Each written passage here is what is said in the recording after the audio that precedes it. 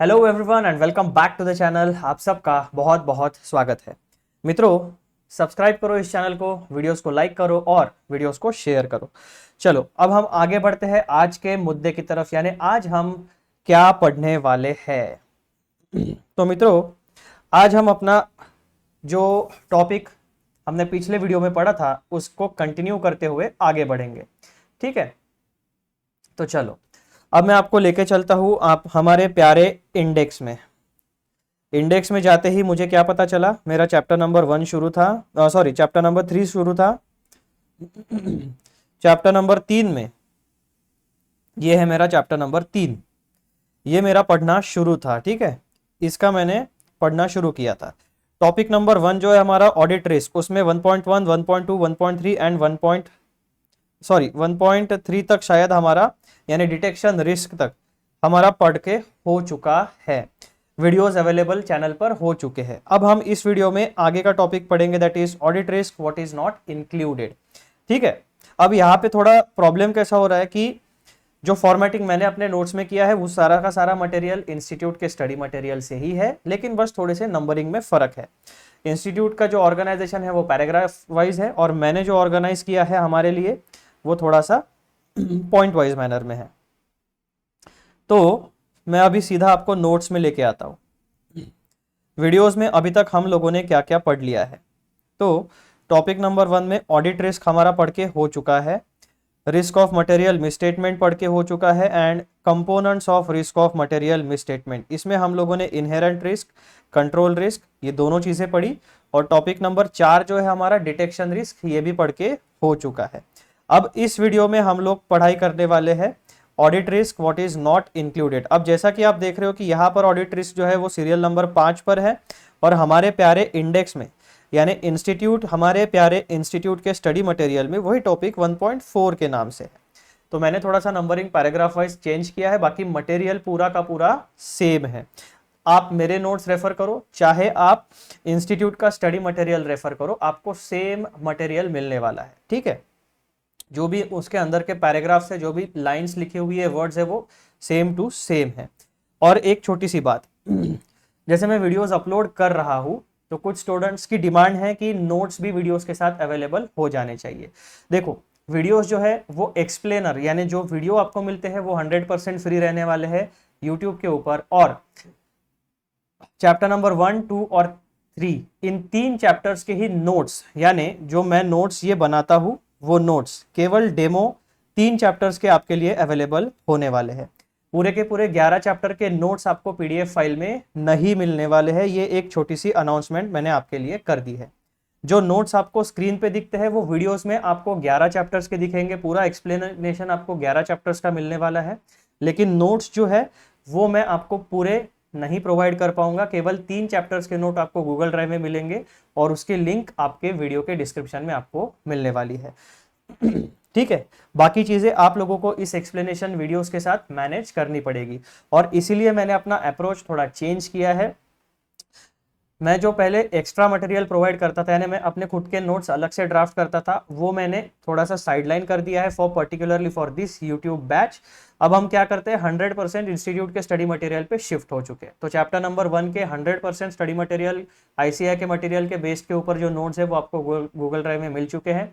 Chapter number 2 का drafting थोड़ा सा बाकी है, वो शुरू है, प्रोसेस में है, जैसे ही होगा वो अवेलेबल हो जाएगा। चैप्टर 3 के जैसे जैसे टॉपिक्स हमारे आगे बढ़ते हैं वैसे वैसे नोट्स मैं गूगल ड्राइव पे अपडेट करता जा रहा हूँ। ठीक है, तो वो अपडेटेड नोट्स हर वीडियो के बाद आपको सेम लिंक पे मिलने वाले, तो उतना थोड़ा सा आपको एफर्ट लेना पड़ेगा जब तक हमारा पूरा चैप्टर ये ड्राफ्ट नहीं हो जाता। I hope everything is clear. Free material आपको क्या मिलने वाला है, 100% एक्सप्लेनर वीडियोस, 11 के 11 चैप्टर्स के आपके इंटरमीडिएट के फ्री रहेंगे यूट्यूब के ऊपर, और नोट्स जो है वो केवल 3 चैप्टर्स के मिलने वाले। ठीक है, तो ये बात आपको ध्यान में रखनी पड़ेगी। अब इस वीडियो में हम लोग क्या पढ़ने वाले हैं, आ जाओ मैं आपको लेके चलता हूं इस वीडियो के मुद्दे पर। छोटे छोटे टॉपिक्स है और मजा आएगा आपको पढ़ने में। अरे क्या हो गया भाई, थोड़ा सा एडजस्ट कर ले यार, मेरे लिए ऐसा मत कर, हाँ एकदम नीचे ऊपर मत हो जा। तो ये देखो, आज का जो टॉपिक है हमारा टॉपिक नंबर 5 पढ़ेंगे, जो है ऑडिट रिस्क, यानी ऑडिट रिस्क में कौन सी बात इंक्लूडेड नहीं होती। फिर टॉपिक नंबर 6 हम पढ़ने वाले हैं, जो है assessment of risks a matter of professional judgement, यानी जो भी व्यक्ति, जो भी क्वालिफाइड चार्टर्ड अकाउंटेंट या उसके टीम मेंबर्स या एंगेजमेंट पार्टनर जो पूरे के पूरे ऑडिट का प्लानिंग करता है, तो ऑडिट का प्लान करते वक्त कुछ रिस्क होती है। हमारे लिए ऑडिट की केवल एक ही रिस्क है, वो क्या है कि कहीं हमारा जो ओपिनियन है वो गलत ना हो जाए।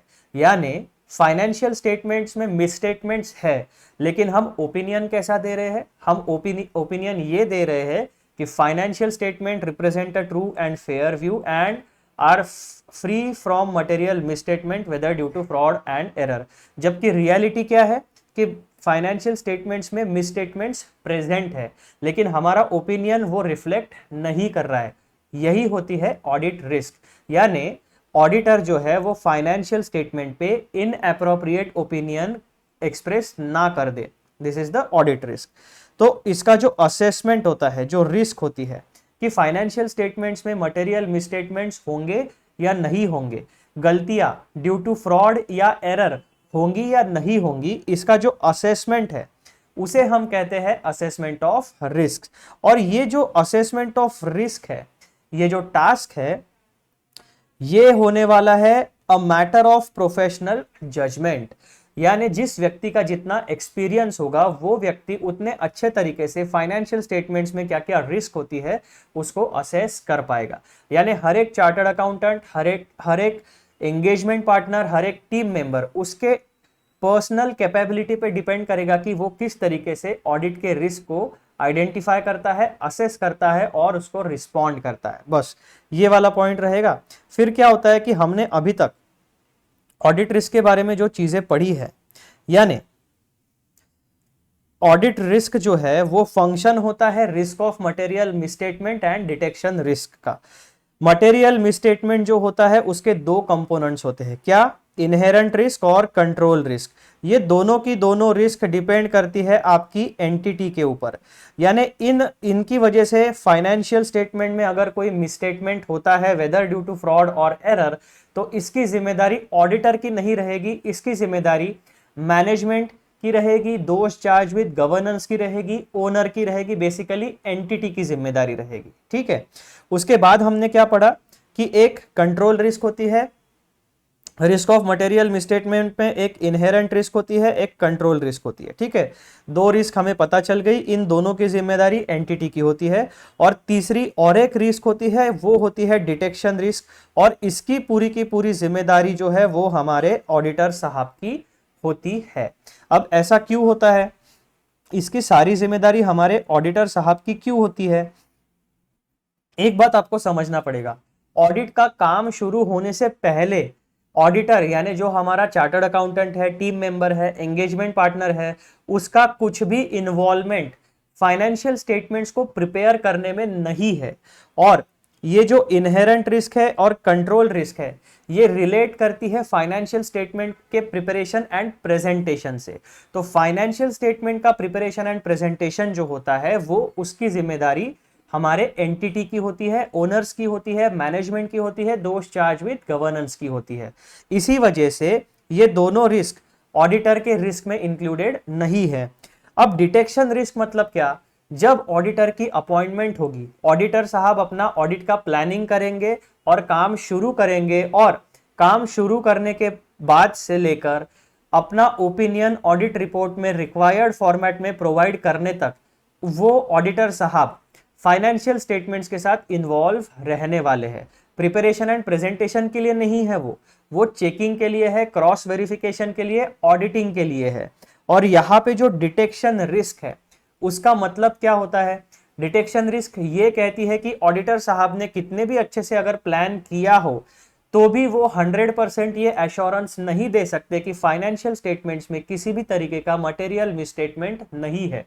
क्यों? क्योंकि ऑडिट के कुछ इनहेरेंट लिमिटेशंस होते हैं जो हमने ऐसे 200 में भी पढ़े, चैप्टर नंबर 1 में भी पढ़े।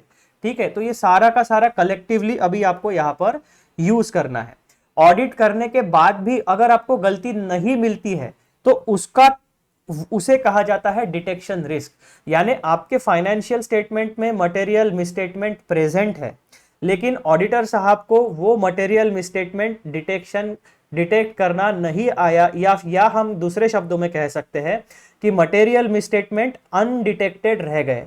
तो इसी का मतलब क्या हुआ, आपने ऑडिट तो किया लेकिन गलतियां ढूंढ नहीं पाए, तो ये एक प्रकार की रिस्क होती है और इस रिस्क की जिम्मेदारी ऑडिटर साहब की होती है।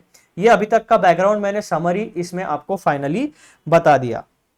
ठीक है, अब आपको यह पता चल गया कि ऑडिट रिस्क में क्या क्या होता है। तो ऑडिट रिस्क में risk of material misstatement and detection risk ये इंक्लूडेड किया जाता है, यानी स्कोप। अब ऑडिट रिस्क से बाहर क्या होता है, कौन सी बातों को हम लोग ऑडिट रिस्क के बाहर रखते हैं, यानी उसे ऑडिट रिस्क में इंक्लूडेड नहीं किया जाता, वो पढ़ेंगे।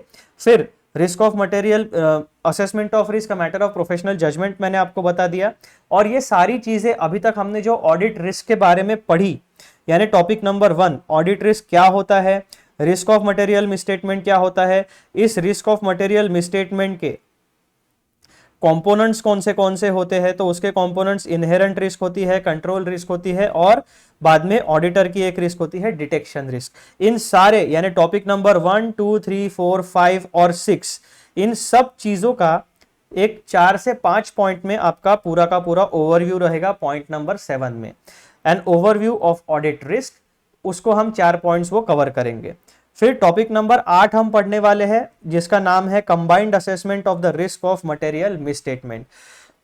ठीक है, कंबाइंड असेसमेंट ऑफ रिस्क यानी जो रिस्क ऑफ मटेरियल मिसस्टेटमेंट है ना, उसके 2 कंपोनेंट्स हैं। हमने पढ़ाई करने के लिए रिस्क ऑफ मटेरियल मिसस्टेटमेंट को 2 भागों में डिवाइड किया। समझने के लिए हमने 2 चीजों में, 2 हिस्सों में उस रिस्क को डिवाइड किया। क्या, रिस्क ऑफ मटेरियल मिसस्टेटमेंट को समझने के लिए हमने इनहेरेंट रिस्क और कंट्रोल रिस्क में डिवीजन किया। लेकिन कंबाइंड असेसमेंट में आपको यह पता चलेगा कि जो हमारे स्टैंडर्ड्स ऑन ऑडिटिंग है, वो कभी भी ऑडिट करते समय हम इनहेरेंट रिस्क और कंट्रोल रिस्क के साथ अलग अलग नहीं, हम कंबाइंड असेसमेंट करते हैं, यानी तीनों रिस्क का हम कंबाइंडली असेसमेंट करेंगे, और उसी को कहा जाता है assessment in relation to overall financial statements. यानी ऑडिटर का जिम्मेदारी क्या होता है, ऑडिटर की जिम्मेदारी होती है कि वो जो भी रिस्क असेसमेंट करेगा, जो भी ऑडिट का प्लानिंग करेगा, जो भी ऑडिट का काम करेगा रिलेटिंग टू फाइनेंशियल स्टेटमेंट्स, वो ओवरऑल फाइनेंशियल स्टेटमेंट्स के लिए करेगा, फाइनेंशियल स्टेटमेंट्स के किसी स्पेसिफिक आइटम के लिए नहीं करेगा। अगर उसका अपॉइंटमेंट किसी स्पेसिफिक आइटम का ऑडिट करने के लिए हुआ है, तभी वो उस तरीके से परफॉर्म करेगा। अदरवाइज इन जनरल टर्म्स जब भी हम फाइनेंशियल स्टेटमेंट्स के बारे, ऑडिट के बारे में बात करेंगे, तो हम हमेशा ओवरऑल फाइनेंशियल स्टेटमेंट यानी कंबाइंड रिस्क असेसमेंट के बारे में बात करेंगे। ठीक है, तो ये पॉइंट नंबर 2। पॉइंट नंबर 3 अभी मैं डिटेल में नहीं जा रहा हूं, क्योंकि यहीं पे हमारा सारा डिस्कशन हो जाएगा, नीचे फिर से हमें वही रिपीट डिस्कस करना पड़ेगा। तो मित्रों, कहने का तात्पर्य ये है कि मैंने आप लोगों को टॉपिक नंबर 1, 2, 3, 4 इसका एक छोटा सा बैकग्राउंड रिवाइज करा दिया। इस वीडियो में हम लोग टॉपिक नंबर 5, 6, 7 और टॉपिक नंबर 8 ये चीजें पढ़ने वाले हैं। तो चलो हम चलते हैं हमारे टॉपिक नंबर 5 के ऊपर। टॉपिक नंबर 5 कहां गया भैया? अब आपके हेल्प के लिए, आपके मदद के लिए मैंने एक चीज और कर दी है नोट्स में। मैंने हर टॉपिक के सामने ICAI के स्टडी मटेरियल का पेज नंबर लिख दिया है। जैसे आपको दिख रहा होगा कि ये जो ऑडिट रिस्क वाला टॉपिक है, हमारा टॉपिक नंबर 5, ये आपको मिलेगा ICAI मॉड्यूल के पेज नंबर 3.8 के ऊपर। और सबसे लेटेस्ट वाला जो एडिशन, सबसे लेटेस्ट वाले जो स्टडी मटेरियल इंस्टीट्यूट ने अपलोड किए हैं फॉर योर सितंबर एंड जनवरी 2024 की, सितंबर 2024 और जनवरी 2025 की जो आपकी एग्जाम होगी CA इंटरमीडिएट की, उसके लिए जो स्टडी मटेरियल एप्लीकेबल है, उसके बेसिस के ऊपर ये नोट्स बने हैं। ठीक है, तो उसका जो एडिशन है वो अप्रैल 2023 है। इंस्टीट्यूट की वेबसाइट पे जब आप जाओगे, बोर्ड ऑफ स्टडीज के पोर्टल पे जब जाओगे, स्टडी मटेरियल का सेक्शन जब एक्सेस करोगे, वहां पर ऑडिट यानी CA इंटरमीडिएट जब ऑडिट का आप देखोगे, तो आपको 2 स्टडी मटेरियल मिलेंगे। एक सितंबर और जनवरी एग्जाम के लिए, यानी सितंबर 2024 अभी जो होगी, अभी जो शुरू होगी या हो चुकी होगी उसके लिए, और जनवरी में जो आपकी एग्जाम होने वाली है CA इंटरमीडिएट की, उसके लिए। उसी के साथ साथ इंस्टीट्यूट ने मई 2025 में जो एग्जाम होने वाली है उसके भी स्टडी मटेरियल अपलोड कर दिए हैं। तो ये जो नोट्स है ये आपके मई 2025 के स्टडी मटेरियल पे बेस्ड नहीं है, अपडेटेड नहीं है। ये नोट्स आपके 2 अटेम्प्ट को टारगेट करेगा, सितंबर जो कि अभी ऑलमोस्ट शुरू ही हो गई होगी, और आने वाली जो एग्जाम है आपकी जनवरी, तो वहां पे आपको चैप्टर नंबर 1, 2, 3 इस फॉर्मेट में मिल जाएगा। Rest of the notes are not available for free on YouTube पे 11 के 11 चैप्टर्स के एक्सप्लेनर वीडियोस आपको अवेलेबल रहने वाले हैं। तो आपको भी मित्रों थोड़ा समझ के चलना पड़ेगा, ठीक है, तो उतनी मेहनत आपको करनी पड़ेगी। फिर अब ये सारी बातें हमारी क्लैरिटी के साथ, कितना हो गया, 15 मिनट में मैंने आपका एक बैकग्राउंड बढ़िया वाला सेट कर दिया है। अब हम लोग चलते हैं मित्रों हमारे वीडियो की तरफ, टॉपिक डिस्कशन की तरफ, ठीक है। ठीक है। तो ऑडिट रिस्क में क्या इंक्लूडेड नहीं है, ऑडिट रिस्क के टॉपिक से क्या बाहर है वो समझ लो। यहां पे एक डायरेक्ट क्वेश्चन है और उसका छोटा सा 2 पॉइंट में आंसर है। What is not included in audit risk. तो मित्रों ऑडिट रिस्क में exclusion of auditor's business risk और exclusion of insignificant risk in auditing standards. तो 2 चीजें ऑडिट रिस्क के बाहर है। पहला, ऑडिटर का जो बिजनेस है, यानी जो चार्टर्ड अकाउंटेंट है, जो फर्म्स ऑडिटिंग का काम करती है, उनका बिजनेस क्या होता है, वो अलग अलग एंटिटीज को अपनी सर्विसेज ऑफर करती है। क्या सर्विसेज ऑफर करती है, फाइनेंशियल स्टेटमेंट्स के बारे में होगी, ऑडिटिंग के बारे में होगी, कंसल्टेंसी के बारे में होगी, टैक्सेशन के बारे में होगी, बहुत सारी सर्विसेज एक चार्टर्ड अकाउंटेंसी फर्म प्रोवाइड करती है, ठीक है। तो फाइनेंशियल स्टेटमेंट का ऑडिट और जो फर्म का ओवरऑल बिजनेस है, ये 2 अलग अलग चीजें हैं। फिर से रिपीट कर रहा हूं, ध्यान से सुनो। फाइनेंशियल स्टेटमेंट का ऑडिट करना यानी किसी पर्टिकुलर एंटिटी के फाइनेंशियल स्टेटमेंट का ऑडिट करना, और जो फर्म है वो ऑडिटिंग फर्म, उसका जो ओवरऑल बिजनेस है उसमें ऑडिटिंग भी होगा, उसमें कंसल्टेंसी भी होगी, उसमें टैक्सेशन के बारे में भी जानकारी होगी, उसमें अकाउंटिंग सर्विसेज भी होगी, बहुत सारी अलग अलग सर्विसेज उसमें होती है, उसमें जीएसटी से रिलेटेड भी सर्विसेज होगी, लेकिन वो एक अलग सेगमेंट है।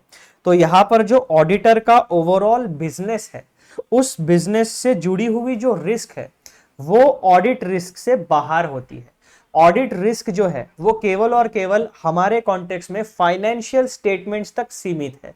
यानी एक चार्टर्ड अकाउंटेंसी फर्म, जब उस फर्म की अपॉइंटमेंट होती है किसी फाइनेंशियल स्टेटमेंट्स के ऑडिट करने की, चाहे वो इंटरनल ऑडिट हो, स्टैट्यूटरी ऑडिट हो, जब ओवरऑल फाइनेंशियल स्टेटमेंट्स के ऑडिट की बात होती है तभी हमारे पास रिस्क ऑफ ऑडिट रिस्क की बात होगी। और जब ओवरऑल बिजनेस की हम बात करते हैं वो रिस्क अलग है। जैसे कि इन कंपैरिजन अगर हम बात करें तो बिजनेसेस अलग अलग तरीके के होते हैं। ग्रोसरी बिजनेस हो गया, उसके बाद में ई कॉमर्स बिजनेस हो गया, उसके बाद में रेस्टोरेंट बिजनेस हो गया, उसके बाद में लॉजिस्टिक्स एंड सप्लाई चेन वाले बिजनेसेस हो गए। तो बिजनेसेस बहुत सारे अलग अलग तरीके के होते हैं। उन हर एक सेगमेंट में, यानी manufacturing industry, service industry, technology, agriculture, जितने भी आपके बिजनेसेस के वर्टिकल्स है, उन सारे बिजनेस वर्टिकल्स में अलग अलग तरीके के बिजनेसेस होते हैं। उन बिजनेसेस, हर एक बिजनेस की अपनी अपनी एक रिस्क होती है। सिमिलरली सर्विस इंडस्ट्री में जो चार्टर्ड अकाउंटेंसी फर्म्स होती है, उनका भी एक प्रकार का बिजनेस है, वो अपनी प्रोफेशनल सर्विसेज क्लाइंट्स को प्रोवाइड करते हैं। तो बिजनेस रिस्क बहुत प्रकार की हो सकती है। एक वर्किंग कैपिटल की रिस्क होगी, यानी लिक्विडिटी क्राइसिस हो सकता है, लिक्विडिटी अच्छी भी हो सकती है आपके बिजनेस में, या फिर लिक्विडिटी क्रंच भी हो सकता है। उसके बाद आपके बिजनेस में अगर कोई फिक्स्ड एसेट का नुकसान होगा तो वो आपके फाइनेंशियल स्टेटमेंट के ऑडिट से अलग है। आपका काम और आपके बिजनेस की ओवरऑल रिस्क, ये दोनों अलग चीजें हैं, ठीक है। तो इस कॉन्टेक्स्ट में इन्होंने ये वाला टॉपिक डिजाइन किया है। ऑडिट रिस्क जो है वो केवल और केवल सीमित है हमारे फाइनेंशियल स्टेटमेंट के जो ऑडिट करते हैं उस एक पर्टिकुलर एक्टिविटी के साथ। बाकी ओवरऑल बिजनेसेस की जो रिस्क है वो हटा देना पड़ेगा, ठीक है, उसको आप मिक्सअप मत करना। तो सबसे पहला पॉइंट आपको क्लियर हो गया, what is not included in audit risk. तो ऑडिटर का जो ओवरऑल बिजनेस है उस बिजनेसेस से जुड़ी हुई रिस्क ऑडिट रिस्क में इंक्लूड नहीं होती। Audit risk is a technical term related to the process of auditing, specifically related to the process of auditing. यहाँ पे मैं मार्क करता हूं, देखो ऑडिट रिस्क क्या है, एक टेक्निकल टर्म है जो रिलेट करती है प्रोसेस ऑफ ऑडिटिंग से, यानी बिजनेस के साथ रिलेट नहीं करती है वो, ऑडिट रिस्क रिलेट करती है प्रोसेस ऑफ ऑडिटिंग से, ओवरऑल बिजनेस से रिलेट नहीं करती है. It does not refer to the auditor's business risk such as loss from litigation, adverse publicity or other events arising in connection with audit of financial statements. यानी business अलग है, audit अलग है. ठीक है, तो पहला पॉइंट आपका क्लैरिटी के साथ समझ लो.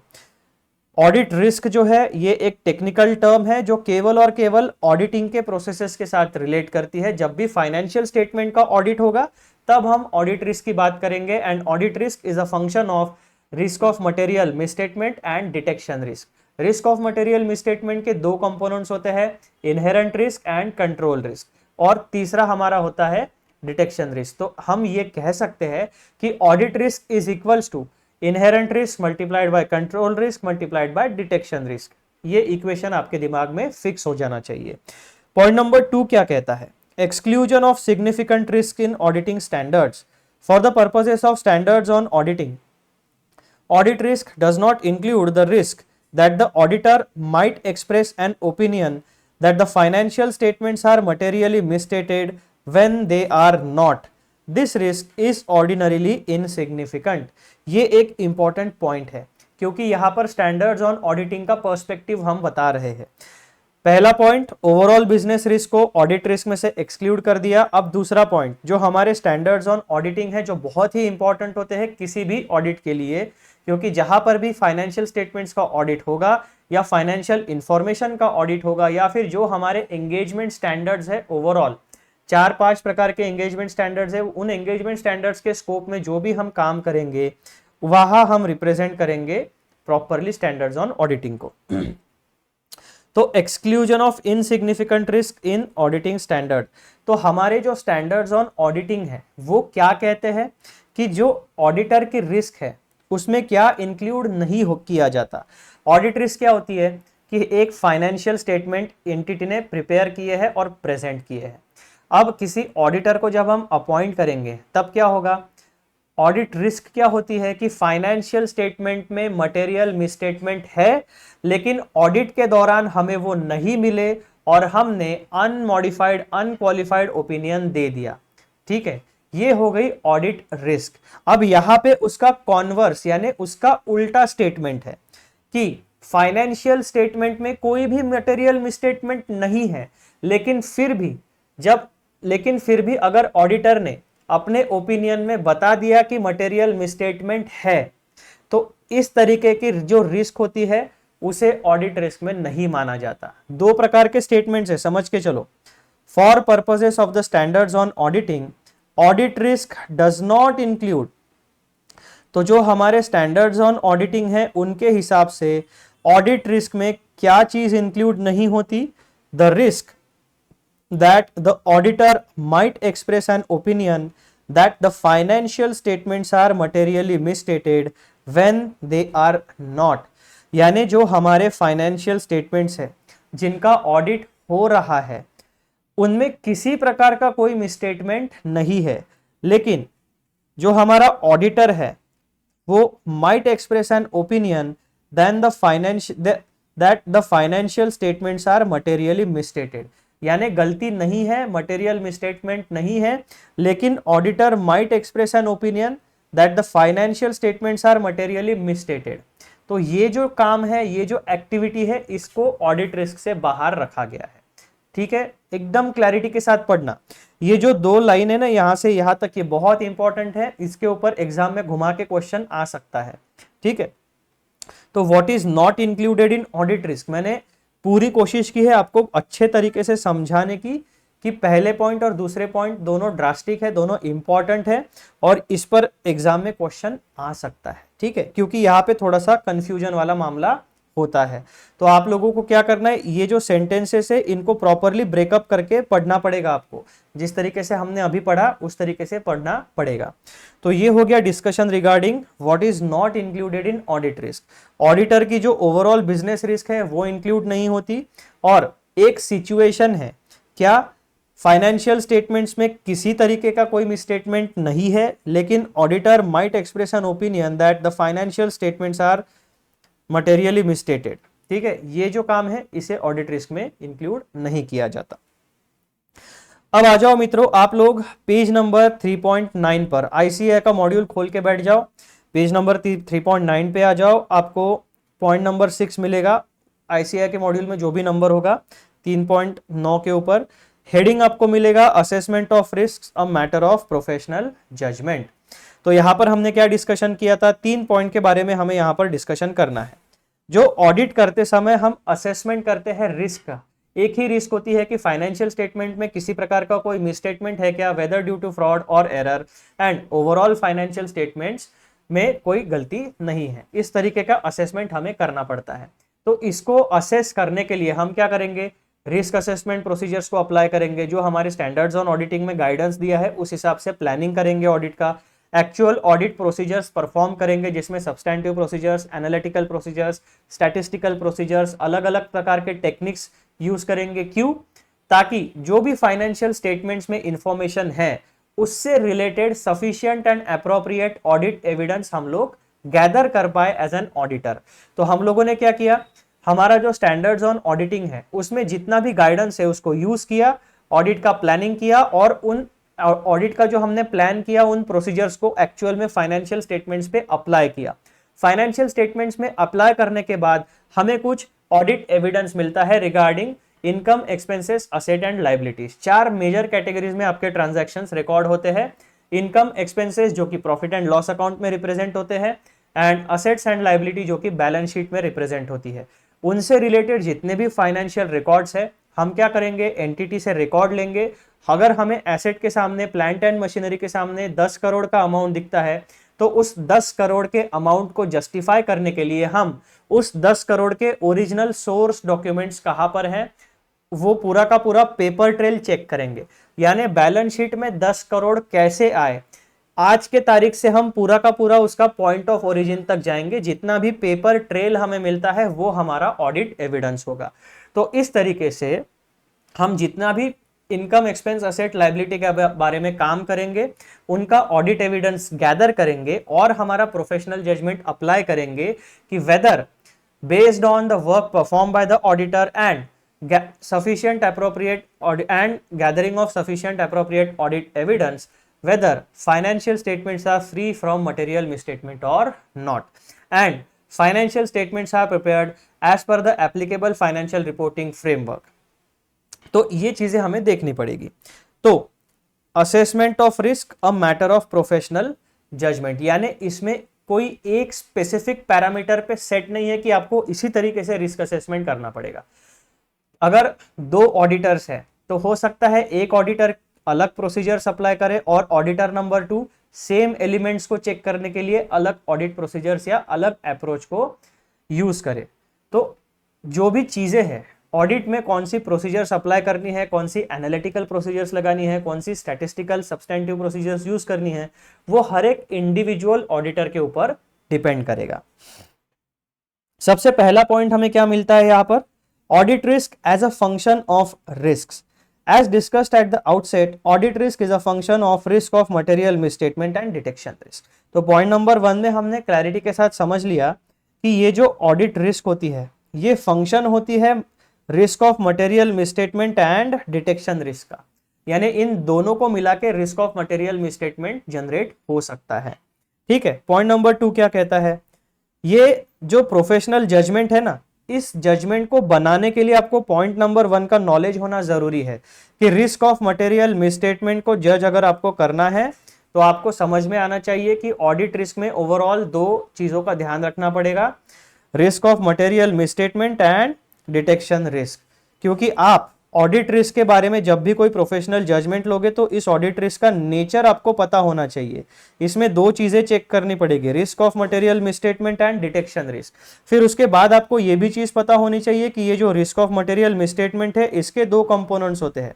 पहला होता है इनहेरेंट रिस्क और दूसरा होता है कंट्रोल रिस्क।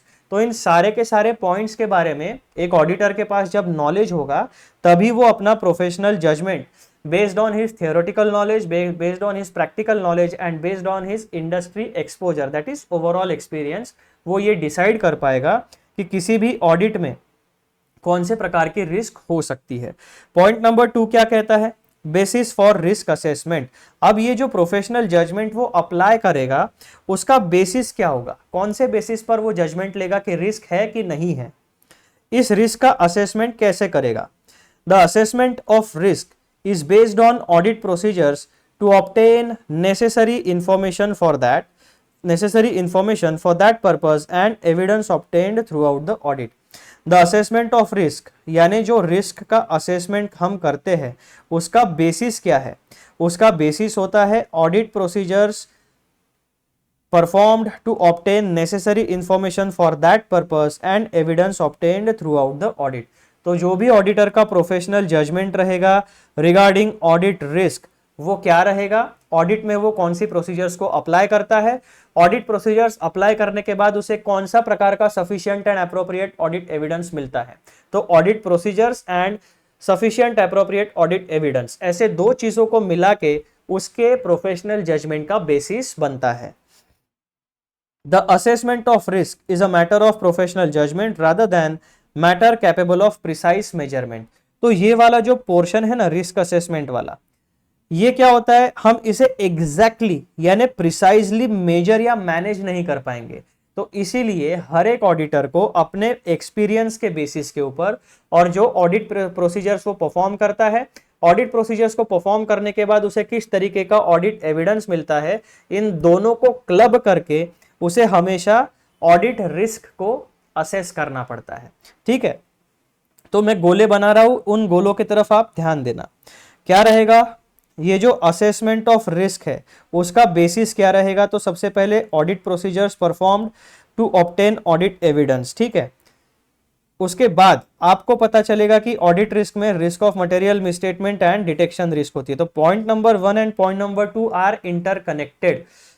ठीक है, इन दोनों पॉइंट्स का नॉलेज एक ऑडिटर को होना चाहिए। अब तीसरा पॉइंट क्या कहता है? Professional judgement in risk assessment. The distinguishing feature of the professional judgement expected of an auditor is that it is exercised by an auditor whose training, knowledge and experience have assisted in developing the necessary competencies to achieve reasonable judgment. अब इस point को समझाने के लिए मैं आपको एक real life situation बताता हूं, वो आप समझ लो। हमारा जो चार्टर्ड अकाउंटेंसी का कोर्स है, ठीक है, उसको आप दो तरीके से अप्रोच कर सकते हो। कैसे? पहला तरीका आपका है 10वीं पास करो, 11वीं 12वीं पास करो, उसके बाद आप फाउंडेशन एग्जाम दो, फिर CA intermediate and CA final. In between आपको आर्टिकलशिप भी करनी है 2 साल की, आपको अलग अलग orientation programme, ITT programmes, advance ITT programme और एडवांस ओरिएंटेशन, जीएमसीएस, जो भी चीजें हैं वो सारी की सारी चीजें करनी पड़ेगी। तो 12वीं के बाद जो भी बच्चा सीए फाउंडेशन में आता है वो एक फ्रेशर होता है। ठीक है, उसके पास ना तो कोई थियोरेटिकल नॉलेज है, ना तो कोई प्रैक्टिकल नॉलेज है, ना किसी तरीके का कोई इंडस्ट्री एक्सपोजर है। तो उस सीए फाउंडेशन के बच्चे के पास किसी प्रकार की कोई कॉम्पिटेंसी नहीं है। ठीक है, लेकिन जब वो बच्चा सीए फाउंडेशन की पढ़ाई करता है तो सीए फाउंडेशन में जो 4 सब्जेक्ट्स है उनके बारे में उसका नॉलेज बेस रेडी होता है। वो एग्जाम देता है, एग्जाम को क्लियर करता है, फिर सीए इंटरमीडिएट के लिए रजिस्टर करता है। सीए इंटरमीडिएट में रजिस्टर करने के बाद ग्रुप 1 और ग्रुप 2 ऐसे 2 ग्रुप्स में आपके 6 पेपर्स है। उन 6 पेपर्स की आप तैयारी करते हो तो और 6 पेपर्स यानी फाउंडेशन में जितना नॉलेज है प्लस सीए इंटरमीडिएट में जितना नॉलेज है, आपका नॉलेज बेस एक्सपांड होता है। आपको इंडस्ट्री में काम किस तरीके से होता है उसकी थोड़ी सी एक झलक मिलती है ना। अभी तक आपने काम शुरू नहीं किया है, लेकिन आपको धीरे धीरे पता चलता है कि अकाउंटिंग कैसे होती है, सॉफ्टवेयर में कैसे की जाती है, अकाउंटिंग की प्रोसेस क्या है, टैक्सेशन का क्या इम्पैक्ट होता है फाइनेंशियल इंफॉर्मेशन के ऊपर, किस तरीके से काम होता है, ऑडिट क्या होता है, बहुत सारी चीज़ों का एक्सपोजर मिलता है। इसका मतलब क्या हुआ? सीए फाउंडेशन से लेकर सीए इंटरमीडिएट तक over a period of time एक व्यक्ति में, एक स्टूडेंट की कॉम्पिटेंसीज में इंप्रूवमेंट हुआ। ठीक है, सीए फाउंडेशन का बच्चा और सीए इंटरमीडिएट का बच्चा, इन दोनों में ड्रास्टिक डिफरेंस हो गया। फिर जो सीए इंटरमीडिएट का स्टूडेंट है वो आगे चल के अपनी 2 साल की आर्टिकलशिप कंप्लीट करेगा, यानी एक्चुअल इंडस्ट्री एक्सपोजर लेगा, तो उसकी कॉम्पिटेंसी और इंप्रूव हो गई। सीए फाइनल में और पढ़ाई करेगा, यानी फाउंडेशन की पढ़ाई, सीए इंटरमीडिएट की पढ़ाई और सीए फाइनल में एडवांस लेवल की पढ़ाई, यानी taxation, indirect tax, direct tax, auditing, accounting, international financial reporting standards, accounting standards, Indian accounting standards, standards on auditing और अदर एंगेजमेंट स्टैंडर्ड्स, इनका उसको डिटेल में नॉलेज आएगा। प्लस ये नॉलेज गेन करते समय उसे 2 साल के आर्टिकलशिप में वो अप्लाई करने का चांस भी मिलेगा। तो हुआ क्या, सीए फाउंडेशन से लेकर 3-4 साल में आपकी कॉम्पिटेंसी बढ़ गई। तो आप क्या करोगे, डेफिनेटली जैसे जैसे आपको दुनियादारी का नॉलेज आएगा, जैसे जैसे आपको सीए इंडस्ट्री यानी हमारी चार्टर्ड अकाउंटेंसी की फील्ड या फिर ओवरऑल फाइनेंस फील्ड कैसे काम करती है वो समझ में आएगा, तो आपकी क्या होगी, डिसीजन मेकिंग आएगी, आपके पास थियोरेटिकल नॉलेज आएगा, प्रैक्टिकल नॉलेज आएगा, इंडस्ट्री एक्सपोजर आएगा, दुनियादारी का नॉलेज आएगा, बिहेवियर किस तरीके से होता है कॉर्पोरेट में, प्रैक्टिसेस में, ये सारी चीज़ें आपको थोड़ी थोड़ी समझना शुरू हो जाएगी। फिर क्या होगा, आप सीए फाइनल की एग्जाम दोगे, सीए फाइनल क्लियर करने के बाद आप एक क्वालिफाइड चार्टर्ड अकाउंटेंट बनोगे। अब जब आप एक क्वालिफाइड चार्टर्ड अकाउंटेंट बनोगे, still you are a fresher in the industry. अभी तक सीए फाउंडेशन, सीए इंटरमीडिएट, 2 साल की आर्टिकलशिप एंड सीए फाइनल, ये आपका एकेडमिक्स ही है। 2 साल की इंटर्नशिप को आप अपना कॉर्पोरेट एक्सपीरियंस काउंट नहीं कर सकोगे, ठीक है। सीए बनने के बाद भी आप क्या रहोगे, एक फ्रेशर रहोगे। तो आप एज अ फ्रेशर 3 चीजों में जा सकते हो, या तो आप जॉब में जाओगे, वेदर कॉर्पोरेट और गवर्नमेंट, जैसे भी आपको अपॉर्चुनिटी मिलती है, या तो आप प्रैक्टिस में जाओगे, यानी जो भी सीए फर्म्स होती है एज अ पार्टनर वहां पे ज्वाइन कर लोगे, या तो आप बिजनेस करोगे, ठीक है। तो या फिर आप किसी प्रोफेशन में या टीचिंग में चले जाओगे। तो इस तरीके के ऑप्शंस आपके पास है। अब जब आप किसी फील्ड को सिलेक्ट करते हो, जॉब, प्रैक्टिस, बिजनेस या प्रोफेशन, ठीक है, तो इन चीजों में से जब आप एक पर्टिकुलर रास्ता चुनोगे, वेदर आपको टैक्सेशन में एक्सपर्टीज बनानी है, इनकम टैक्स में एक्सपर्टीज बनानी है, इनडायरेक्ट टैक्सेशन में एक्सपर्टीज बनानी है, ऑडिटिंग में एक्सपर्टीज बनानी है, ये डिपेंड करेगा आपके इंडस्ट्री में आपको किस तरीके की अपॉर्चुनिटीज मिलते चले जाएगी। फिर आप एक रास्ता पकड़ोगे, उस रास्ते को पकड़ के अपनी कॉम्पिटेंसी जो है उसे और इंप्रूव करते जाओगे। तो एज अ फ्रेशर सीए जो आपकी सैलरी होगी, आप 2 साल इंडस्ट्री में काम करोगे, फिर आपका एक्सपीरियंस आ जाएगा, 2 साल के बाद 3 साल के बाद आप स्विच करोगे तो आपकी सैलरी हाइक होगी, फिर 3 साल के बाद स्विच करोगे और सैलरी हाइक होगी। तो इस तरीके से ग्रेजुअल ग्रोथ होती है, ठीक है। इस दौरान आपकी कॉम्पिटेंसीज बढ़ते चले जाएगी।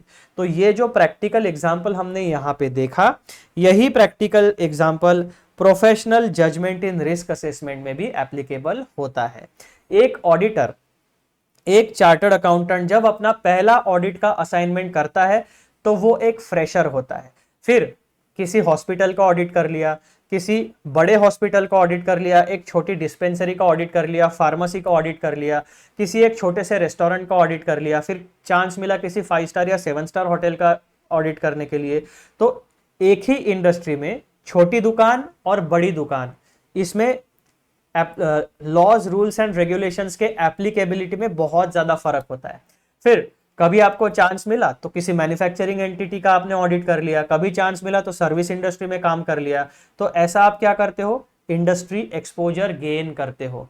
वहां से आपको पता चलता है कि कौन सा व्यक्ति किस तरीके से अकाउंटिंग करता है, उसने जो अकाउंटिंग की है वो एक्चुअल हमारे रूल्स, लॉज एंड रेगुलेशंस के हिसाब से की है या नहीं की है, ये आप चेक करते हो। और जैसे जैसे year on year 1 audit assignment, 10 audit assignment, 20 audit assignment, 30, 40, 100, 200, जैसे जैसे आप अपने ऑडिट असाइनमेंट्स की गिनती बढ़ाते जाओगे, वैसे वैसे आपका जो प्रोफेशनल जजमेंट है वो और निखरते चला जाएगा।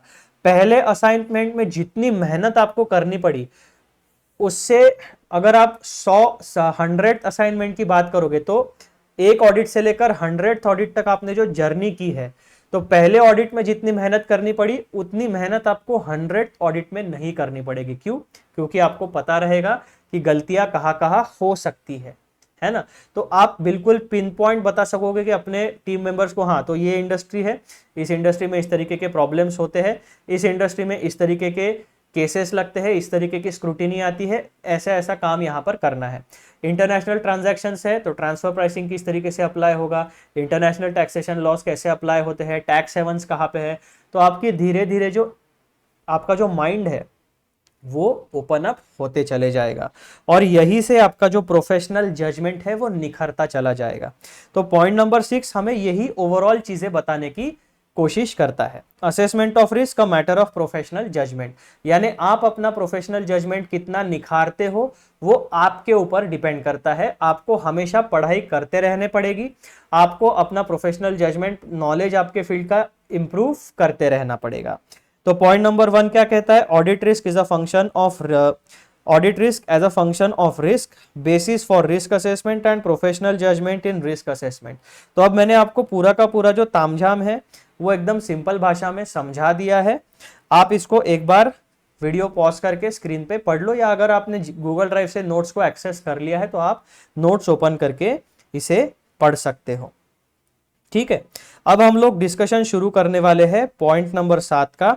बिल्कुल ओवरव्यू है, पॉइंट नंबर 1 2 3 4, बस इतना ही तामझाम इसमें पढ़ना है। तो अभी तक हम लोगों ने जो जो चीजें पढ़ी उसका एक समरी कि ऑडिट रिस्क में क्या इंक्लूड होता है, क्या इंक्लूड नहीं होता है। ठीक है, तो ये ओवरव्यू है, इसको हम पढ़ेंगे। ये भी आपको आईसीएआई के मॉड्यूल पे पेज नंबर 3.9 के ऊपर मिलने वाला है। तो मित्रों देखो, पॉइंट नंबर 7 क्या कहता है, an overview of audit risk, यानी जो हमारा सबसे पहला टॉपिक है, समझ में आ गया आपको कौन सा है हमारा सबसे पहला टॉपिक जिसका डिस्कशन अभी हम लोग कर रहे हैं, जो है ऑडिट रिस्क।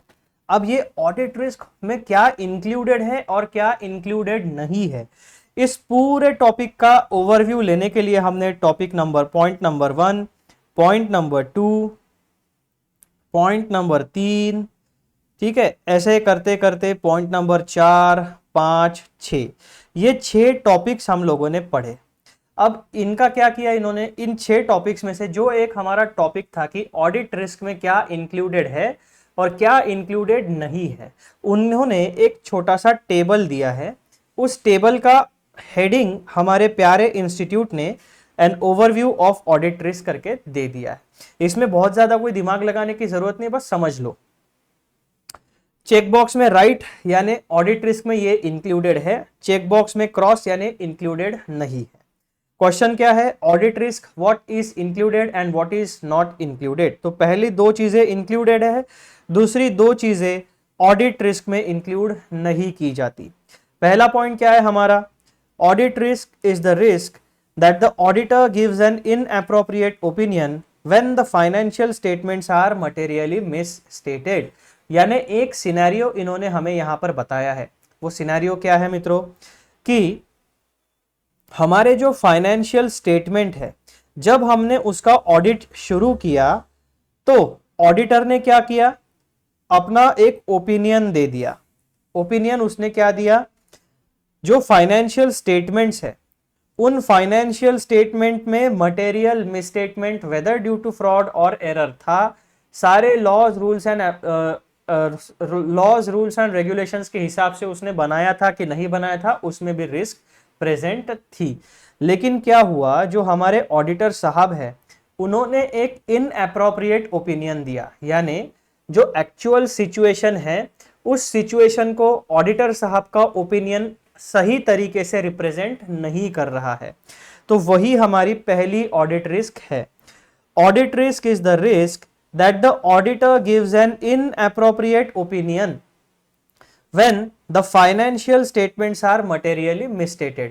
यानी किसी भी एंटिटी के फाइनेंशियल स्टेटमेंट में मटेरियल मिसस्टेटमेंट है, लेकिन हमारे ऑडिटर साहब ने ओपिनियन कैसा दिया है कि फाइनेंशियल स्टेटमेंट में किसी तरीके का कोई मटेरियल मिसस्टेटमेंट नहीं है, और उसी ओपिनियन को कहा जाता है इनएप्रोप्रिएट ऑडिट ओपिनियन। यानी जो सच्चाई है उस सच्चाई को ऑडिटर का ओपिनियन रिप्रेजेंट नहीं करता है, यानी ऑडिटर साहब का ओपिनियन इनएप्रोप्रिएट हो गया इन दिस पर्टिकुलर सर्कमस्टांस। तो ये चीज आपको ध्यान में रखनी है। पॉइंट नंबर 2, तो ये पहला पॉइंट है, ये ऑडिट रिस्क में इंक्लूड होता है। पॉइंट नंबर 2, ये भी ऑडिट रिस्क में इंक्लूड होता है। अ function of risk of material misstatement and detection risk, यानी मटेरियल मिसस्टेटमेंट में दो प्रकार की रिस्क होती है, एक इनहेरेंट रिस्क और दूसरा होता है कंट्रोल रिस्क, और तीसरा हमारा ऑडिट से रिलेटेड रिस्क होता है डिटेक्शन रिस्क। इन तीनों प्रकार की रिस्क को ऑडिट रिस्क में इंक्लूड किया जाता है। अब ये जो चीज है पॉइंट नंबर 3, ये रिस्क इन ऑडिट रिस्क में इंक्लूड नहीं की जाती। Auditor's business risk such as loss from litigation, adverse publicity और other events arising in connection with the audit of financial statements. अब जैसा कि हमने अभी अभी डिस्कस किया कि दो प्रकार के सिनेरियो है, एक ऑडिट ऑफ फाइनेंशियल स्टेटमेंट और दूसरा ऑडिटर साहब का ओवरऑल बिजनेस, यानी जो भी उसकी चार्टर्ड अकाउंटेंसी फर्म होगी उसमें वो केवल और केवल ऑडिट की सर्विस ही प्रोवाइड नहीं करता होगा, वो स्टैट्यूटरी ऑडिट भी करता होगा, वो इंटरनल ऑडिट भी करता होगा, वो टैक्सेशन की कंसल्टेंसी भी देता होगा, वो इंपोर्ट एक्सपोर्ट की भी कंसल्टेंसी देता होगा, हो सकता है वो कंपनी लॉ की कंसल्टेंसी भी देता हो। तो पूरे के पूरे बिजनेस में से ऑडिट जो है वो एक पर्टिकुलर प्रोसेस है और उस प्रोसेस से रिलेटेड टेक्निकल टर्म है ऑडिट रिस्क। इसी वजह से जो ऑडिटर के यानी जो सर्विस इंडस्ट्री की जो बिजनेस रिस्क है वो फाइनेंशियल स्टेटमेंट के ऑडिट के रिस्क में इंक्लूड नहीं की जाती। तो ये ओवरऑल सिनेरियो अपने दिमाग में अच्छे से फिक्स कर लेना। पॉइंट नंबर 4 क्या कहता है? The risk that the auditor might express an opinion that the financial statements are materially misstated when they are not, यानी ऐसी सिचुएशन भी हो सकती है कि फाइनेंशियल स्टेटमेंट में किसी तरीके की कोई गलती नहीं है, दैट मीन्स किसी तरीके का कोई मटेरियल मिसस्टेटमेंट नहीं है, लेकिन जब हमारे ऑडिटर साहब ने ऑडिट रिपोर्ट दी तब ओपिनियन क्या दिया कि financial statements are materially misstated. Reality क्या है? मटेरियल मिसस्टेटमेंट फाइनेंशियल स्टेटमेंट्स में नहीं है। ऑडिटर साहब ने क्या ओपिनियन दिया कि मटेरियली मिसस्टेटेड है। तो ऐसी सिचुएशन को ऑडिट रिस्क में स्टैंडर्ड्स ऑन ऑडिटिंग के कॉन्टेक्स्ट में हम इंक्लूड नहीं करते। अब यहाँ पे दो सिचुएशंस इंपॉर्टेंट है, पॉइंट नंबर 4 और पॉइंट नंबर 1, दोनों सेम सिचुएशंस लेकिन ट्विस्टेड सिनेरियोस को रिप्रेजेंट करती है। पहले केस में क्या कहा गया है कि फाइनेंशियल स्टेटमेंट्स में मटेरियल मिसस्टेटमेंट प्रेजेंट है, लेकिन ऑडिटर साहब ने अनमॉडिफाइड ओपिनियन दिया है, यानी ऑडिटर साहब ने अपने ऑडिट रिपोर्ट में मटेरियल मिसस्टेटमेंट के बारे में ओपिनियन कुछ भी नहीं दिया है, क्लियर ओपिनियन दिया है। तो ऐसी चीज को हम रिस्क मान सकते हैं, क्योंकि फाइनेंशियल स्टेटमेंट्स में जो भी इंफॉर्मेशन है उस इंफॉर्मेशन के कोई पर्टिकुलर यूजर्स होते हैं। उन यूजर्स को हमने दो कैटेगरी में डिवाइड किया होता है, एक होते हैं internal users of financial information and दूसरे होते हैं external users of financial information. ये दोनों यूजर्स फाइनेंशियल स्टेटमेंट में जो भी इंफॉर्मेशन दी जाती है उसके बेसिस के ऊपर अपने इकोनॉमिक डिसीजंस लेते हैं। तो मटेरियल मिसस्टेटमेंट उसे कहा जाता है कि जिस गलती की वजह से जो फाइनेंशियल स्टेटमेंट्स के यूजर्स है वो उनके इकोनॉमिक डिसीजंस को इंपैक्ट करता है, ऐसी गलती को मटेरियल मिसस्टेटमेंट कहते हैं। और जो गलतियां फाइनेंशियल स्टेटमेंट के यूजर्स के इकोनॉमिक डिसीजन को इन्फ्लुएंस नहीं करती उसे मटेरियल मिसस्टेटमेंट नहीं माना जाता।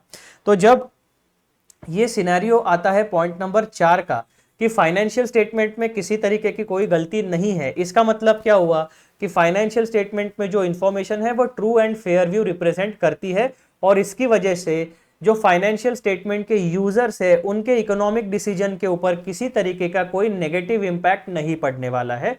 और इसी वजह से ये पॉइंट नंबर 4 वाली जो सिचुएशन है इसे ऑडिट रिस्क से बाहर रखा गया है। ये बेसिक चीज आपको समझनी पड़ेगी, ठीक है।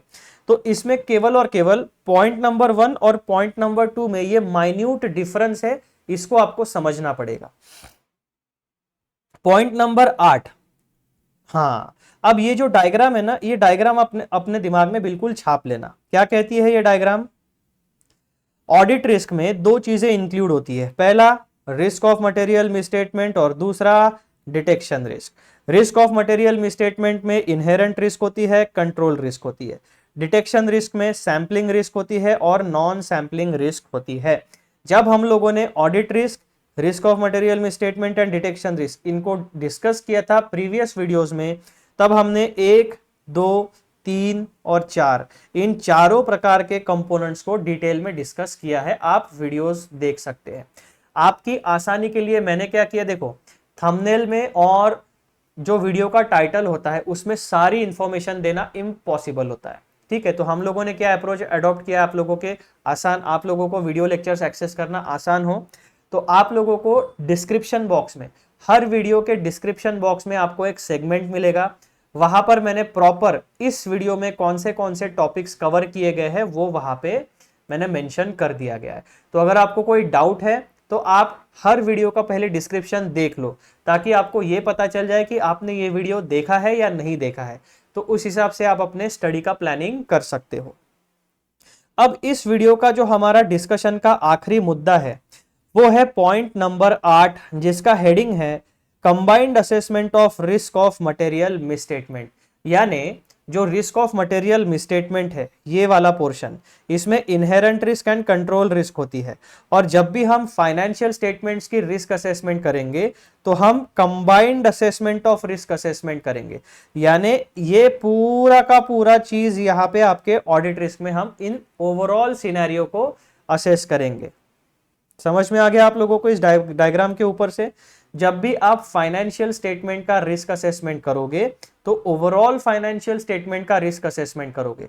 ओवरऑल फाइनेंशियल स्टेटमेंट के रिस्क असेसमेंट में ये सारे के सारी चीजें आपकी इंक्लूड हो जाती है।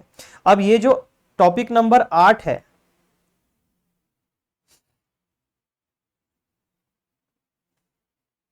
ये आपको हमारे प्यारे इंस्टीट्यूट के मॉड्यूल में पेज नंबर 3.10 पर मिलने वाला है। Combined assessment of the risk of material misstatement क्या कहता है? Point number 1, combined assessment of risks. Standards on auditing do not ordinarily refer to inherent risk and control risk separately, but rather a combined assessment of the risk of material misstatement. अब ये जो clarity दे रहे हैं आपको combined assessment of risk, ये हम risk of material misstatement के बारे में दे रहे हैं। तो जब भी एक auditor risk of material misstatement का असेसमेंट करेगा तो वो इनहेरेंट रिस्क और कंट्रोल रिस्क ऐसे दो अलग अलग सिनेरियो, ऐसे दो सेगमेंटेशन में नहीं करेगा। जब भी वो रिस्क ऑफ मटेरियल मिसस्टेटमेंट और इसके बारे में, फाइनेंशियल स्टेटमेंट्स के बारे में रिस्क असेसमेंट करेगा तो वो इनहेरेंट रिस्क और कंट्रोल रिस्क इसको सेपरेटली असेस नहीं करेगा, वो ओवरऑल इस पूरे सेगमेंट को असेस करने वाला है। ठीक है, समझने के लिए, कॉन्सेप्चुअल क्लैरिटी के लिए हमारे स्टडी मटेरियल में इस तरीके का डिवीजन हम लोगों ने किया है। ऑडिटर भी इस डिवीजन को इस्तेमाल करेगा, लेकिन ऑडिटर की ड्यूटी होती है ओवरऑल फाइनेंशियल स्टेटमेंट्स के ऊपर ओपिनियन देना। तो ये जो इनहेरेंट रिस्क है, कंट्रोल रिस्क है, ये स्पेसिफिक एरियाज हो गए। हमारा मुद्दा क्या है? Overall financial statements. Standards on auditing का मुद्दा क्या है? स्पेसिफिक चीजों के ऊपर ओपिनियन तो दो, लेकिन ओवरऑल फाइनेंशियल स्टेटमेंट्स के ऊपर भी ओपिनियन देना मैंडेटरी होता है इन ऑडिट ऑफ फाइनेंशियल स्टेटमेंट्स। तो ये जो डायग्राम है ये आपकी बहुत काम में आने वाली है। पॉइंट नंबर 8 पढ़ते वक्त वो डायग्राम आपके दिमाग में हमेशा आपके विजुअलाइजेशन में होनी चाहिए। तो जब भी हम रिस्क का असेसमेंट करेंगे तो कंबाइंड असेसमेंट करेंगे। Standards on auditing do not ordinarily refer to inherent risk and control risk separately. यानी यहाँ पे केवल और केवल हम स्टैंडर्ड्स ऑन ऑडिटिंग यानी ऐसे 200 से लेकर जितनी भी आगे के सीरियल नंबर है उनके बारे में, स्टैंडर्ड्स ऑन ऑडिटिंग के बारे में हम लोग बात कर रहे हैं। Standards on auditing do not ordinarily refer to inherent risk and control risk separately, but rather to combined assessment of the risk of material misstatement. तो जहां पे भी स्टैंडर्ड ऑन ऑडिटिंग में आपका रिस्क ऑफ मटेरियल मिसस्टेटमेंट आएगा, इसका मतलब उसमें automatically inherent risk and control risk included होने ही वाले हैं। उन दोनों की बात हमें करनी ही पड़ने वाली है। ठीक है, इस तरीके से आपको समझना है। पॉइंट नंबर 2 क्या कहता है? सेपरेट और combined assessments judgement of auditor.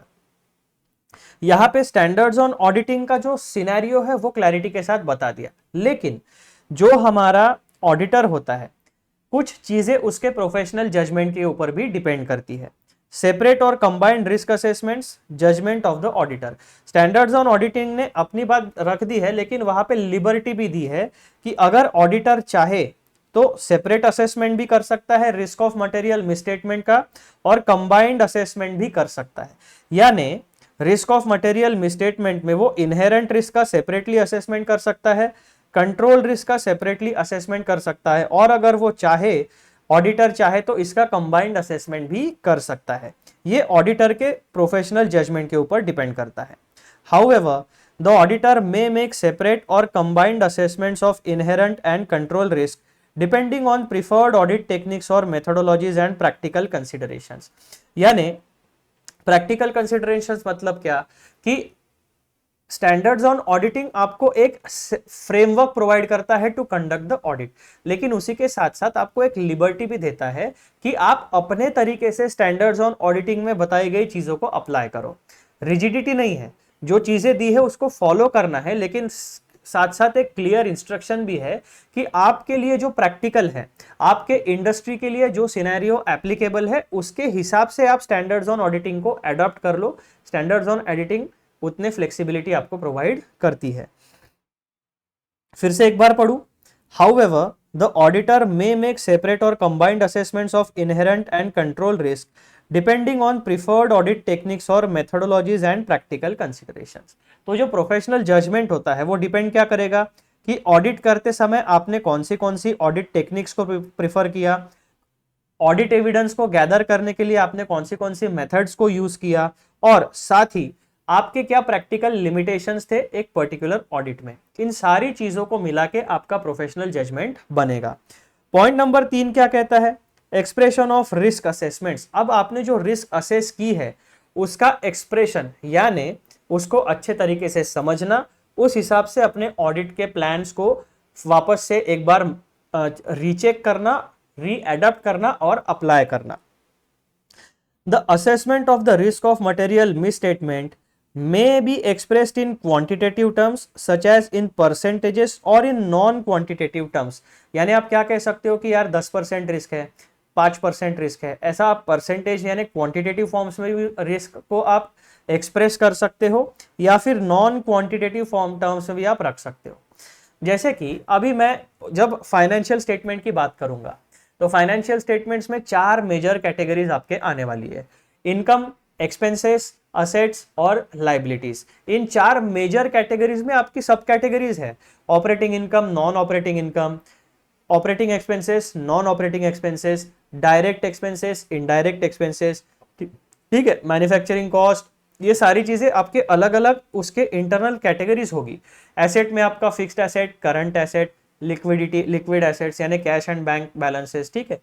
फिर आपका फिक्स्ड एसेट में भी चीजें होती है कि आपका टेंजिबल एसेट्स होगा या इंटेंजिबल एसेट होगा। करंट एसेट्स में आपके कौन से होंगे, है ना। लाइबिलिटीज में आपका इक्विटी है यानी शेयर होल्डर्स फंड, उसके बाद में आपके लॉन्ग टर्म लाइबिलिटीज है, शॉर्ट टर्म लाइबिलिटीज है, टैक्सेशन लाइबिलिटीज है। इस तरीके से सब कैटेगरीज आपकी हो सकती है, लेकिन ओवरऑल फाइनेंशियल स्टेटमेंट्स में 4 मेजर कैटेगरीज होती है। कौन सी? Income, expense, asset, liability. ये 4 कैटेगरीज आपके दिमाग में हमेशा प्रेजेंट होनी चाहिए, आपको विजुअलाइज करते आना चाहिए। अब ये जो एक्सप्रेशन ऑफ रिस्क असेसमेंट है, तो जब भी आप किसी भी एंटिटी का फाइनेंशियल स्टेटमेंट देखोगे तो या तो फाइनेंशियल स्टेटमेंट्स में क्या क्या चीजें होती है, आपका P&L रहेगा, बैलेंस शीट रहेगी, शेड्यूल्स रहेंगे, नोट्स टू अकाउंट्स रहेंगे, कैश फ्लो स्टेटमेंट रहेगा। ये 5 चीजें generally set of financial statements में होती है। तो ये सारा का सारा डॉक्यूमेंट जब आपको प्रोवाइड किया जाएगा तब आप देखोगे कि इनकम साइड में क्या क्या है। ऑपरेटिंग इनकम में उनका सेल है या रेवेन्यू फ्रॉम सर्विसेज है, तो किस तरीके का रेवेन्यू है। अगर आप रेवेन्यू के बारे में रिस्क असेसमेंट करोगे तो आप क्या देखोगे, टोटल रेवेन्यू कितना है, 10 करोड़ का रेवेन्यू है। 10 करोड़ के रेवेन्यू को असेस करने के लिए आप एक परसेंटेज वाला फॉर्मूला अपने हिसाब से, अपने प्रोफेशनल जजमेंट या पास्ट एक्सपीरियंस या उस पर्टिकुलर एंटिटी के इनिशियल स्टडी से आप लगा सकते हो कि यार टोटल रेवेन्यू इसका 10 करोड़ का है, यानी अगर हम मोटा मोटी लेके चले तो रेवेन्यू का 5% अगर हम निकाले 10 करोड़ का, तो जितनी भी अमाउंट आती है वो अमाउंट हमारी रिस्क ऑफ मटेरियल मिसस्टेटमेंट की होगी। यानी फॉर एग्जांपल अगर आपका 10 करोड़ का 5 लाख रुपए आता है, 10-15 लाख रुपए आते हैं, ठीक है, तो आप क्या करोगे कि आप इंडिविजुअल मटेरियल मिसस्टेटमेंट और कंबाइंड यानी एग्रीगेट मटेरियल मिसस्टेटमेंट अगर आपके 15 लाख के ऊपर जाते हैं तब आप ये कहोगे कि this is a material misstatement. यानी आपने क्या किया, रेवेन्यू की जो अमाउंट है उसमें एक पर्टिकुलर अपना फॉर्मूला अप्लाई किया, उस फॉर्मूला से जो परसेंटेज अमाउंट आती है आपने रेवेन्यू के लिए वो अमाउंट सेट कर दी कि यार 10 करोड़ में से अगर मुझे 15 करोड़ भी गलतियां मिलती है, एरर्स मिलते हैं, तो 15 लाख, सॉरी 10 करोड़ में से 15 लाख के ऊपर अगर एरर्स जाते हैं तो मुझे उसको प्रॉपरली चेक करना पड़ेगा। तो ये हो गई आपकी रिस्क ऑफ मटेरियल मिसस्टेटमेंट। क्योंकि क्या होगा कि 15 लाख के ऊपर अगर रेवेन्यू रिकॉर्डिंग में या रिप्रेजेंटेशन में गलतियां हो रही है, तो जितनी भी गलतियां हो रही है उसका इंपैक्ट इकोनॉमिक डिसीजंस के ऊपर पड़ने वाला है। किनके? यूजर्स ऑफ फाइनेंशियल स्टेटमेंट्स के। तो आपने क्या किया, हर एलिमेंट की आपने फाइनेंशियल स्टेटमेंट में इनकम, एक्सपेंस, असेट, लायबिलिटी, इन 4 एलिमेंट्स में जितने भी लाइन आइटम्स आपको दिखते हैं उनकी इंडिविजुअली भी आपने मटेरियलिटी लेवल सेट कर दी कि कितना एरर हम टॉलरेट कर सकते हैं, कितना एरर और कहां से हमें प्रॉपर डिटेल में चेकिंग करना पड़ेगा। और इसी के साथ साथ आपने क्या किया, ओवरऑल फाइनेंशियल स्टेटमेंट के लिए भी एक मटेरियलिटी यानी एरर की लेवल सेट कर दी कि चिल्लर चिल्लर एरर है तो उसमें हमें कोई प्रॉब्लम नहीं होना, क्योंकि चिल्लर एरर की वजह से हमारे इकोनॉमिक डिसीजंस के ऊपर कोई इंपैक्ट नहीं पड़ेगा, गलतियां नहीं होगी। लेकिन मेजर अगर कोई गलती है तो उस मेजर गलती की वजह से अगर यूजर्स ऑफ फाइनेंशियल स्टेटमेंट्स के डिसीजन के ऊपर इंपैक्ट पड़ने वाला है तो वो गलती मटेरियल हो जाती है, इंपॉर्टेंट हो जाती है। तो इस तरीके से आपको ऑडिट करते समय जब भी आप रिस्क असेसमेंट करोगे तो उस रिस्क को आप एक्सप्रेस कैसे करते हो, whether in quantitative terms using certain formulas और इन नॉन क्वांटिटेटिव टर्म्स, ये आपके ऊपर डिपेंड करेगा। In any case, the need for the auditor to make appropriate risk assessment is more important than the different approaches by which they may be made.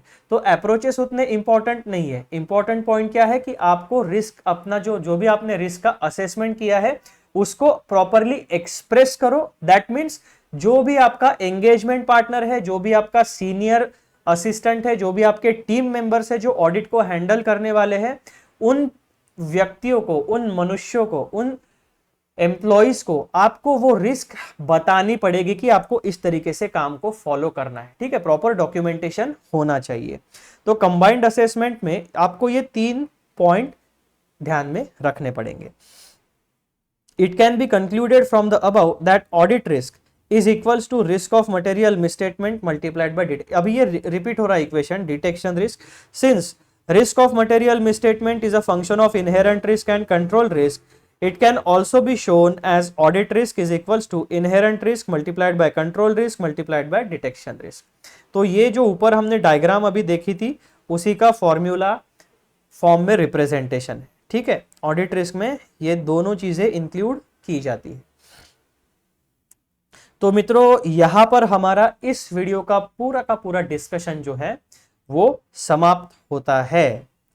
I hope आप लोगों को point number 5, 6, 7, 8 ये समझ में आ गए हैं। उसमें से भी पॉइंट नंबर 7 में एक यूनिक पॉइंट का हमने डिस्कशन किया जो कि पॉइंट नंबर 1 और पॉइंट नंबर 4 से रिलेटेड है। 2 सिमिलर सिचुएशंस है लेकिन ट्विस्टेड रियलिटी है।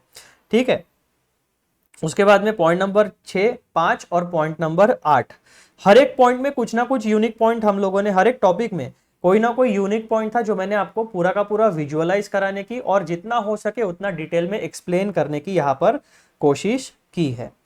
ठीक है मित्रों, अब अगले वीडियो में हम लोग क्या पढ़ने वाले हैं, टॉपिक नंबर 9 से हम लोग शुरू करेंगे। अब थोड़ा लंबा टॉपिक रहेगा तो हो सकता है कि एक वीडियो में हम एक ही टॉपिक करेंगे, या अगर हमें मौका मिला तो हम लोग 2-3 टॉपिक भी एक वीडियो में कवर कर सकते हैं। ठीक है, क्योंकि क्या हो गया, अब मैं इसको सेपरेट क्यों कर रहा हूं, क्योंकि जो टॉपिक नंबर 9 है ना, इसमें अभी आपका स्टैंडर्ड 315 के बारे में इंफॉर्मेशन कंटिन्यू होने वाली है। यहां तक हमारी जो इंफॉर्मेशन थी वो एक सेपरेट टॉपिक था, यहां पे जो हमारी इंफॉर्मेशन होने वाली है वो ऐसे 315 से बेस्ड होने वाली है, तो वो थोड़ा सा डिफरेंट होगा, इसलिए मैं सेग्रीगेशन करूंगा और हम टॉपिक नंबर 9 फ्रेशली स्टार्ट करेंगे अगले वीडियो से। ठीक है बच्चों, आई होप आप लोगों को ये सारी चीजें समझ में आ गई है। अब जाने से पहले एक सिंपल बात मैं आपको बता देना चाहता हूं। वो सिंपल बात क्या है, ये वाला पोर्शन तो आपको करना ही है। ठीक है, सब्सक्राइब करो वीडियोस, चैनल को लाइक करो और शेयर करो। इसी के साथ साथ एक और बात मैं आपको एक्सप्लेन कर देना चाहता हूँ, वो चीज़ क्या है कि क्योंकि क्लैरिटी रहनी चाहिए, नहीं तो क्या होता है बच्चे बेचारे कमेंट करते हैं और थोड़े से इंस्पिरेशन यानी मोटिवेशन वेट करते रहते हैं। अब वो क्या हो गया देखो, वो बात क्या है कि फ्री रिसोर्सेस आप लोगों के लिए क्या क्या होने वाले हैं। अब फ्री रिसोर्सेज जो है वो कॉन्सेप्ट एक्सप्लेनर वीडियोस, ये सारे के सारे सीए इंटरमीडिएट के लिए आपके लिए अवेलेबल होने वाले हैं। एंटायर सिलेबस, कंप्लीट सिलेबस आपका जो है वो आपके लिए अवेलेबल होने वाला है एक्सप्लेनर वीडियोस का। जैसे ये वीडियो रिकॉर्ड हुआ है, ऐसे ही जितने भी आपके 11 चैप्टर्स है वो सारे चैप्टर्स के एक्सप्लेनर वीडियोस आपको मिलने वाले हैं। उसके बाद नोट्स में आपको फ्री में क्या मिलने वाला है, पीडीएफ फाइल आपको मिलने वाली है, गूगल ड्राइव लिंक। ये जो पीडीएफ फाइल आपको मिलने वाली है वो मिलेगी आपको चैप्टर नंबर 1 की, चैप्टर नंबर 2 की और चैप्टर नंबर 3 की। पूरे के पूरे 11 चैप्टर्स की पीडीएफ फाइल आपको फ्री में नहीं अवेलेबल होगी। ये एक बेसिक चीज आपको समझ के चलना पड़ेगा, इसमें और मैं ज्यादा कुछ आपको क्या बताऊं, है ना। ये इतनी चीज आपको फ्री में मिलने वाली है। उसके बाद आपकी जो क्वेश्चन बैंक होगी,